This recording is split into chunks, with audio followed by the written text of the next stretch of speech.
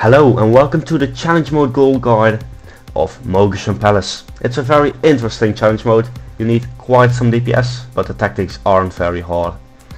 At the beginning you want to pre-pot and pop Stampeding Roar. You want to pop Bloodlust as well. You want to pull the first two mobs in the first room without pulling any other mobs, and you want to pull all four in the second room.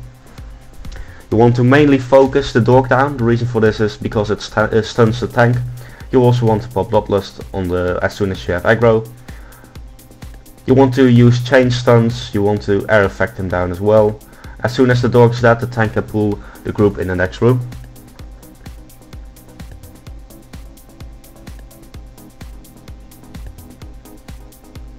As soon as the tank has aggro, he goes activate the boss. This is by walking in the boss room. It's not very difficult, but it saves like 20 seconds because it takes quite long to activate the boss.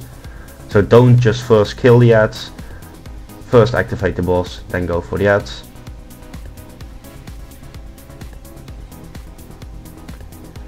For this bull you also want to chain stun and to air effect him down as well.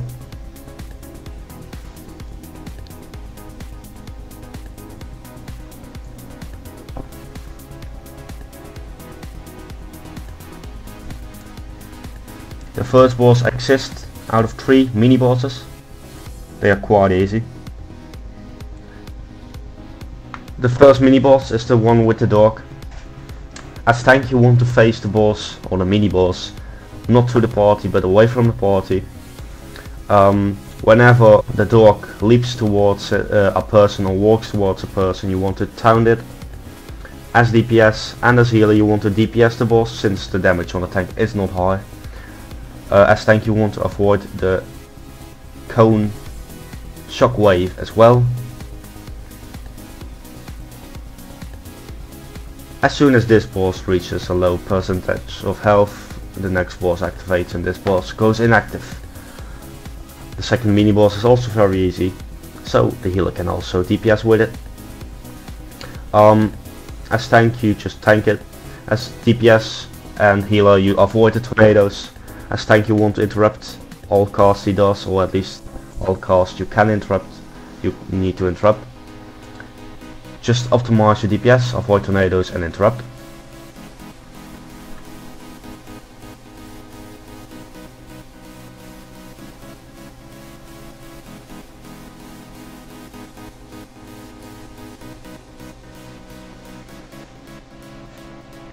For this boss you don't want to use any potions, by the way.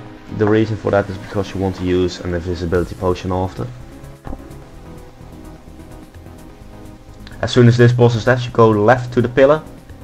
That's because you don't get thrown back, and you go already to the stairs without pulling the boss yet. As soon as you're in position you pull the boss. You need to spread out at first because of conflagrate. You need to stack when meteor happens. That's it actually. The rest is just DPS the boss.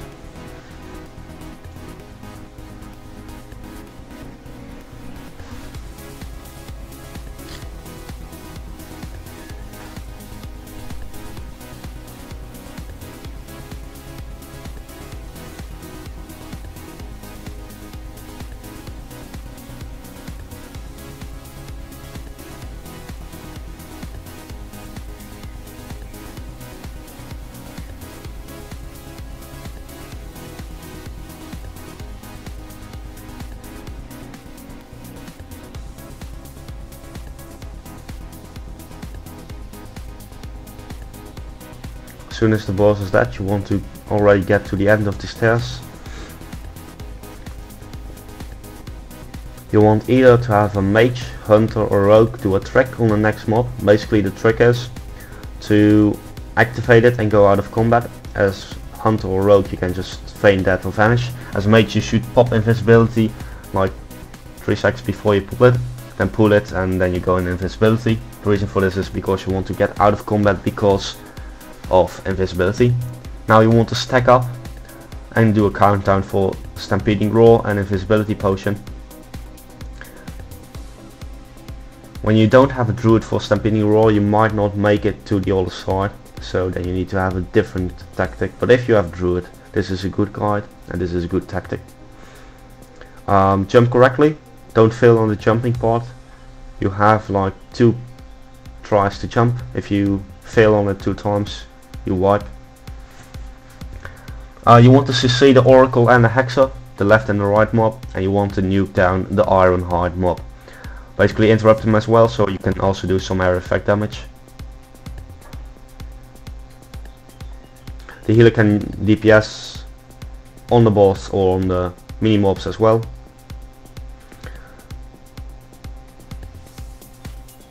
If the Oracle gets out of his CC, remember to interrupt it because it heals for quite a lot. As soon as the Ironhide is dead, you want to go for the Oracle.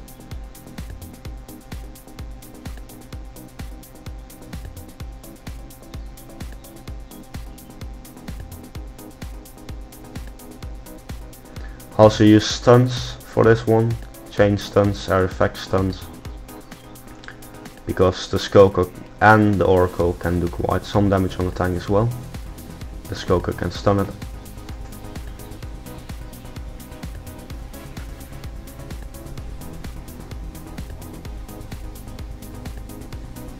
As soon as the Oracle is dead, you focus on the Skoker.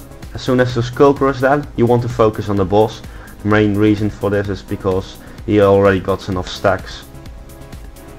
And just use a bit of area effect so the other one goes down quite quickly as well. Whenever a person has a debuff, as healer you should dispel it. Everyone can dispel magic, so won't be a problem.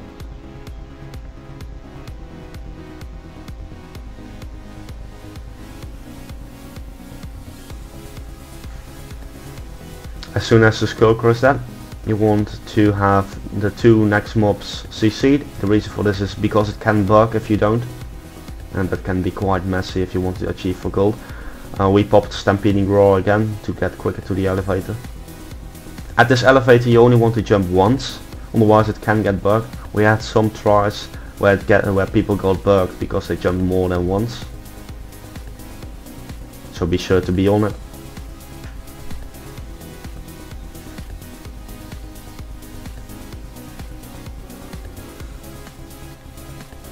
With the next pull you can do 2 things. You can do like you did previously, like a mage or hunter or rogue, pull it and vanish it and the rest pass by, or you can just kill it. We chose to kill it.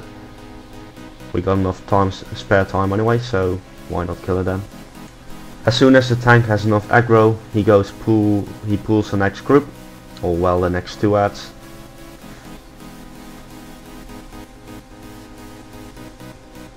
Try to use chain stuns and AoE stuns as much as possible, because it helps a lot. As tank you want to pull the next 2 mobs. You don't want to pull the 3 guardians which are patrolling, because you don't need them and it's a waste of DPS and a waste of time. As soon as the tank has enough aggro from the 2 big ones, he pulls the next group.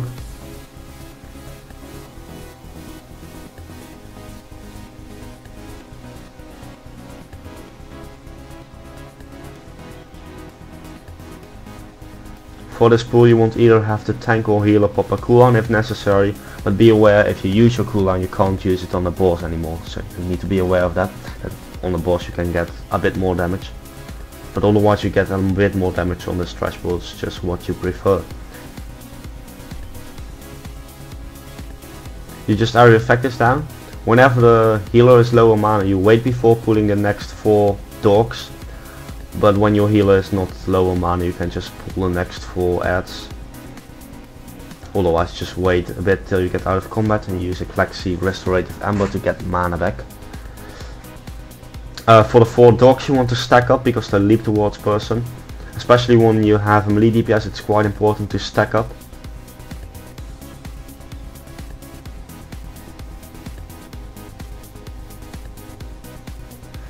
And also for this pull, use air effect stuns.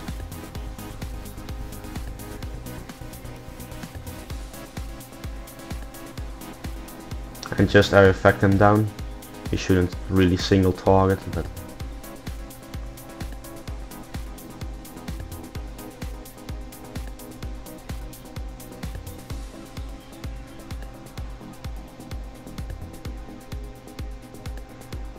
when your healer is full of mana you can pull a boss right within the pulling of the dogs. However, when your healer is home, you need to wait till the dogs are dead and then get a Klexi Restorative Amber and then pull the boss. For this boss, there is an achievement you can do on this boss on Heroic. If you do that achievement, this boss will get very easy actually. What you need to do, there are two buttons, one on left front and one on the right back.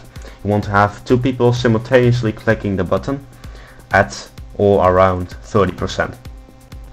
If you do that, the boss gets some increased damage at that point, but the party as well. That's why I don't want to pop it too early. Tanking this boss is quite easy, just don't face the cone inside the party.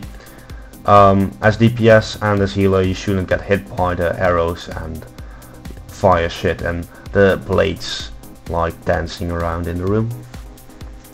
You also want to pop Bloodlust for this boss.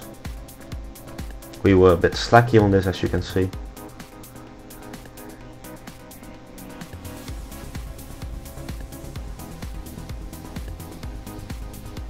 And like I said, it's not a very difficult challenge mode, but you need to have some proper DPS and some proper healing, otherwise you won't make it. Here you can see we just click the buttons. The healing needs to be a bit more, so you want to pop a healing cooldown. And if you follow all those tactics that I just said in this guide, you can achieve to get gold. I hope this guide was very useful for you. If you liked it, please like, subscribe and share that others can benefit from this guide as well. If you want to see some more guides, please check out our channel. Thanks for watching and I hope to see you next time.